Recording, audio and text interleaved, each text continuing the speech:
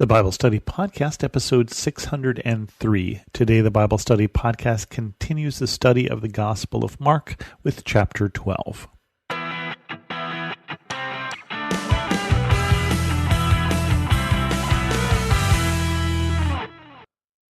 Welcome to the Bible Study Podcast. I'm your host, Chris Christensen. We will start chapter 12 today. We may or may not finish it. The parable of the tenants. Jesus then began to speak to them in parables. A man planted a vineyard. He put a wall around it, dug a pit for the winepress, and built a watchtower. Then he rented the vineyard to some farmers and moved to another place. At harvest time, he sent a servant to the tenants to collect from them some of the fruit of the vineyard. But they seized him, beat him, and sent him away empty-handed. Then he sent another servant to them.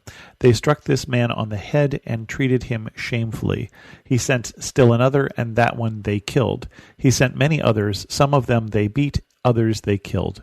He had one left to send, a son whom he loved. He sent him last of all, saying, "They will respect my son."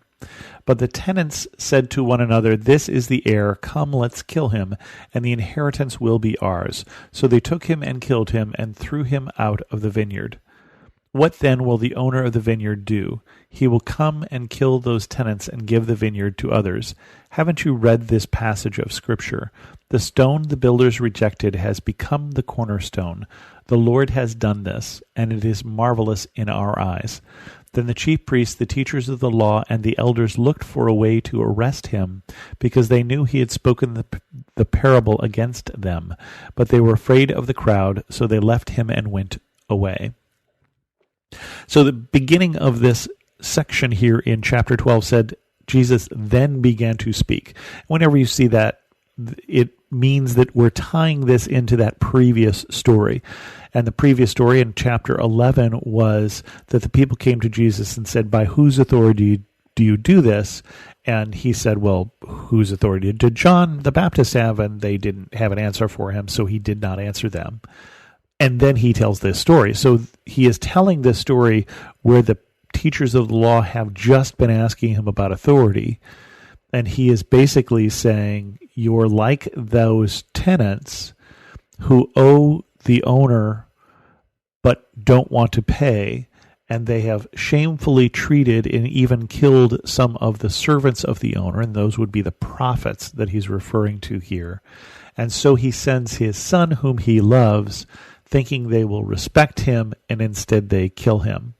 And what do you think the owner will do? The owner is going to come down with fury, and he's going to kill them and give away the vineyard to someone else. And the teachers of the law got this. They understood when he is saying the stone the builders rejected has become the chief cornerstone, that he is talking about them. He is saying that they have rejected Jesus, and so God will reject them. And so again, they are determined to do Jesus in. And one of the ways they come to trap him is this following story, paying the imperial tax to Caesar. Later they sent some of the Pharisees and the Herodians to Jesus to catch him in his words. They came to him and said, "Teacher, we know that you are a man of integrity. You aren't swayed by others because you pay no attention to who they are, but you teach the way of God in accordance with the truth. Is it right to pay the imperial tax to Caesar or not? Should we pay or shouldn't we pay?" But Jesus knew their hypocrisy. "Why are you trying to trap me?" he asked. "Bring me a denarius and let me look at it." They brought him the coin, and he asked them, "Whose image is this, and whose inscription?" "Caesar's," they replied. Then Jesus said to them, "Give back to Caesar what is Caesar's, and to God what is God's." And they were amazed at him. So in this particular story, there is a trap in the sense that paying taxes, especially paying taxes to a foreign power that is occupying you, would be unpopular. And so the thought is, if he says yes, then we can separate him from the people because it would be unpopular to say pay taxes. And if he says no, we can have the Romans arrest him because it is illegal to say no, don't pay your taxes. So it's a pretty good trap, except that Jesus just kind of diffuses the whole thing. And leaves us with that very memorable verse, give to Caesar what is Caesar's and to God what is God's. That there is some obedience due to our civil government, but there's a lot of obedience due to God. And again, they try and trap him, this time with marriage at the resurrection. Then the Sadducees, who say there is no resurrection, came to him with a question. Teacher, they asked, Moses wrote for us that if a man's brother dies and leaves a wife but no children, the man must marry the widow and raise up offspring for his brother. Now there were 7 brothers. The first one married and died without leaving any children. The second one married the widow, but he also died, leaving no child. It was the same with the third. In fact, none of the 7 left any children. Last of all, the woman died too. At the resurrection, whose wife will she be, since the 7 were married to her? Jesus replied, Are you not in error because you do not know the Scriptures or the power of God? When the dead rise, they will neither marry nor be given in marriage. They will be like the angels in heaven.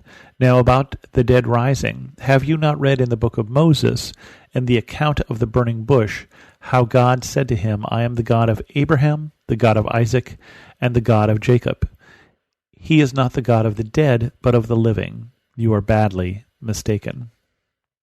And so the Sadducees were this separate religious party from the Pharisees, most associated with the high priest and the priestly party, more politically involved and more wealthy typically.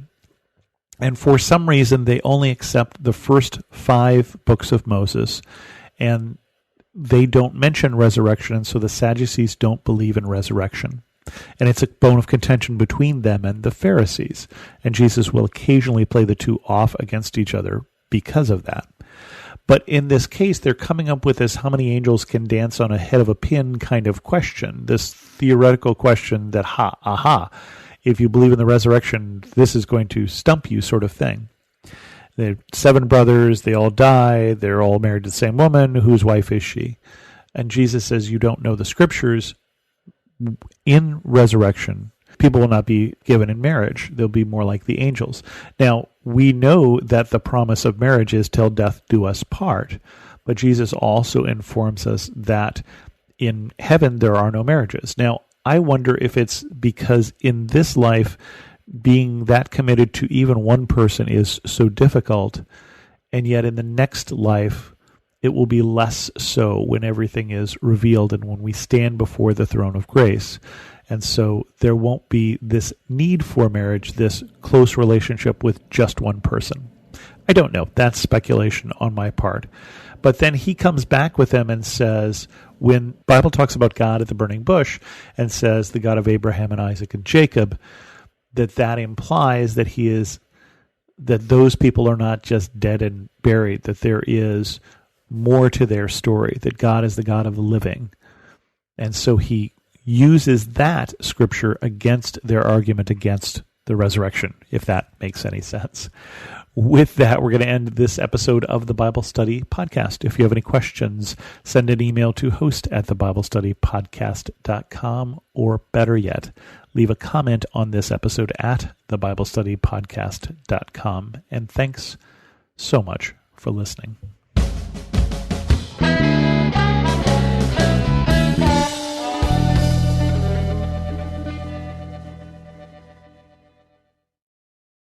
Hi, I'm Rebecca Scott. As a servant of God, wife, and mother of 4, I understand the juggle of multiple roles and stages. That's why I created the Encourager podcast to help guide us through the messy middle stage of life.